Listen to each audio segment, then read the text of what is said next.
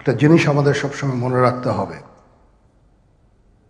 এই বর্বরতা কোনো সেনা সদস্য করেনি, সম্পূর্ণটাই তদানীন্তন বিজিবি সদস্য দ্বারা সংঘটিত। Full stop. এখানে কোনো ইফ এবং বাট নাই।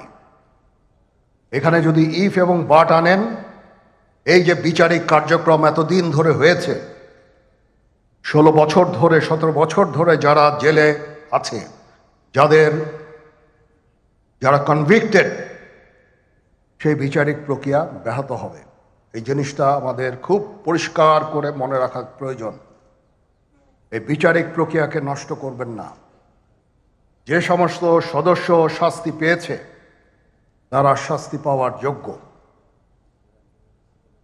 এখানে কোনো রাজনৈতিক নেতৃবৃন্দ এর মধ্যে উপস্থিত ছিল কিনা, ইনভলভ ছিল কিনা, বাইরের কোনো শক্তি এর মধ্যে ইনভলভ ছিল কিনা, সেটার জন্য কমিশন করা হয়েছে।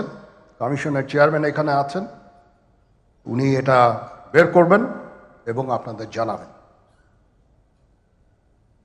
বটম লাইন হচ্ছে যে এই সমস্ত আমাদের এই চৌকস সেনা সদস্য যারা প্রাণ হারিয়েছেন, তারা প্রাণ হারিয়েছেন তদানীন্তন বিডিআর সদস্যদের গুলিতে।